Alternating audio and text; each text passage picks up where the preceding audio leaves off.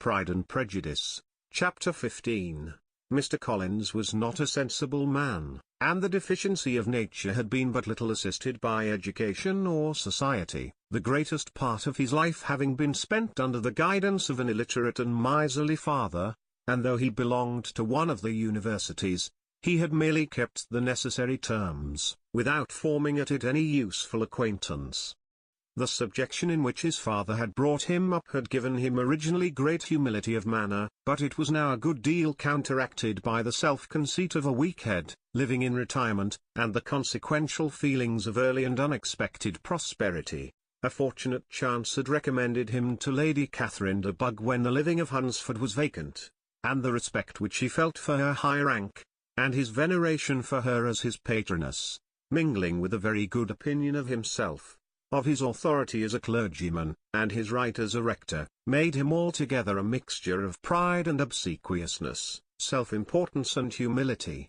Having now a good house and a very sufficient income, he intended to marry, and in seeking a reconciliation with the Longbourn family he had a wife in view, as he meant to choose one of the daughters, if he found them as handsome and amiable as they were represented by common report.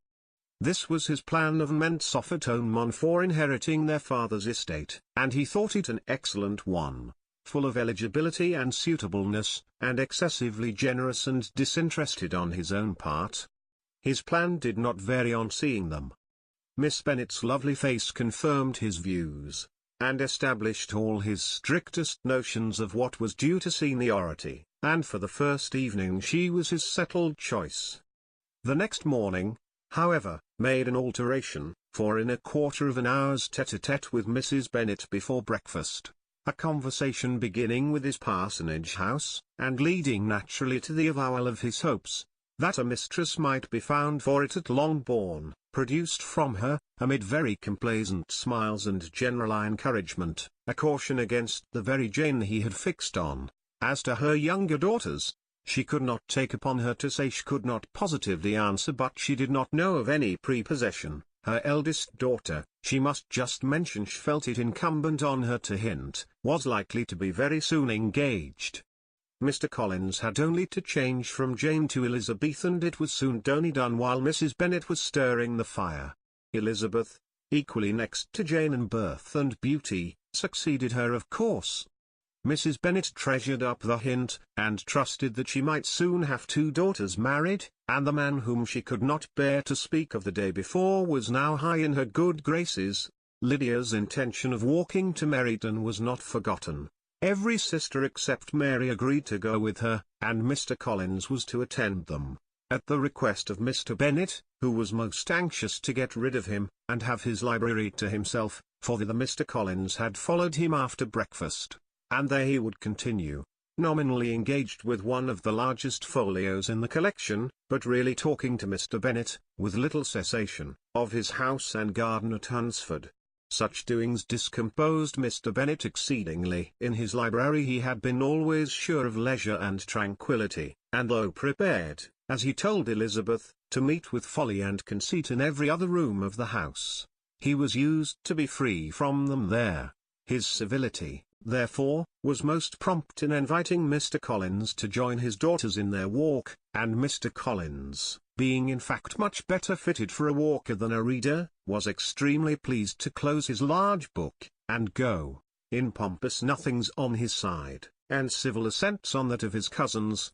Their time passed till they entered Meryton. The attention of the younger ones was then no longer to be gained by him. Their eyes were immediately wandering up in the street in quest of the officers, and nothing less than a very smart bonnet indeed, or a really new muslin in a shop window, could recall them. But the attention of every lady was soon caught by a young man, whom they had never seen before, of most gentlemanlike appearance, walking with another officer on the other side of the way. The officer was the very Mr. Denny concerning whose return from London Lydia came to inquire, and he bowed as they passed. All were struck with the stranger's air, all wondered who he could be, and Kitty and Lydia, determined if possible to find out, led the way across the street, under pretence of wanting something in an opposite shop, and fortunately had just gained the pavement when the two gentlemen, turning back, had reached the same spot, Mr. Denny addressed them directly, and entreated permission to introduce his friend, Mr. Wickham, who had returned with him the day before from town, and he was happy to say had accepted a commission in their corps. This was exactly as it should be, for the young man wanted only regimentals to make him completely charming. His appearance was greatly in his favour.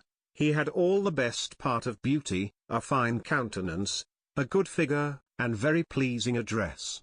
The introduction was followed up on his side by a happy readiness of conversation, readiness at the same time perfectly correct and unassuming, and the whole party were still standing and talking together very agreeably, when the sound of horses drew their notice, and Darcy and Bingley were seen riding down the street. On distinguishing the ladies of the group, the two gentlemen came directly towards them, and began the usual civilities. Bingley was the principal spokesman, and Miss Bennet the principal object. He was then, he said, on his way to Longbourn on purpose to inquire after her. Mr. Darcy corroborated it with a bow, and was beginning to determine not to fix his eyes on Elizabeth, when they were suddenly arrested by the sight of the stranger, and Elizabeth, happening to see the countenance of both as they looked at each other, was all astonishment at the effect of the meeting. Both changed colour, one looked white, the other red. Mr. Wickham, after a few moments, touched his heart, a salutation which Mr. Darcy just deigned to return. What could be the meaning of it? It was impossible to imagine, it was impossible not to long to know. In another minute, Mr. Bingley, but without seeming to have noticed what passed, took leave and rode on with his friend.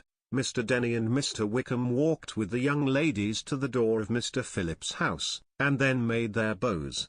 In spite of Miss Lydia's pressing entreaties that they should come in, and even in spite of Mrs. Phillips's throwing up the parlour window and loudly seconding the invitation. Mrs. Phillips was always glad to see her nieces, and the two eldest, from their recent absence, were particularly welcome, and she was eagerly expressing her surprise at their sudden return home, which, as their own carriage had not fetched them, she should have known nothing about, if she had not happened to see Mr. Jonas shop boy in the street, who had told her that they were not to send any more drafts to Netherfield because the Miss Bennets were come away. When her civility was claimed towards Mr. Collins by Jane's introduction of him, she received him with her very best politeness, which he returned with as much more, apologizing for his intrusion, without any previous acquaintance with her, which he could not help flattering himself, however, might be justified by his relationship to the young ladies who introduced him to her notice. Mrs. Phillips was quite awed by such an excess of good breeding, but her contemplation of one stranger was soon put to an end by exclamations and inquiries about the other, of whom, however, she could only tell her nieces what they already knew, that Mr. Denny had brought him from London, and that he was to have a lieutenant's commission in the shire. She had been watching him the last hour, she said, as he walked up and down the street, and had Mr. Wickham appeared, Kitty and Lydia would certainly have continued the occupation, but unluckily no one passed windows now except a few of the officers, who, in comparison with the stranger, were become stupid, disagreeable fellows. Some of them were to dine with the Phillipses the next day, and their aunt promised to make her husband call on Mr. Wickham, and give him an invitation also, if the family from Longbourn would come in the evening. This was agreed to, and Mrs. Phillips protested that they would have a nice comfortable noisy game of lottery tickets, and a little bit of hot supper afterwards. The prospect of such delights was very cheering, and they parted in mutual good spirits. Mr. Collins repeated his apologies and quitting the room, and was assured with unwearying civility that they were perfectly needless. As they walked home, Elizabeth related to Jane what she had seen pass between the two gentlemen, but though Jane would have defended either or both, had they appeared to be in the wrong, she could no more explain such behaviour than her sister. Mr. Collins on his return highly gratified Mrs. Bennet by admiring Mrs. Phillips's manners and politeness. He protested that, except Lady Catherine and her daughter, he had never seen a more elegant woman, for she had not only received him with the utmost civility, but even pointedly included him in her invitation for the next evening, although utterly unknown to her before. Something, he supposed, might be attributed to his connection with them. But yet he had never met with so much attention in the whole course of his life.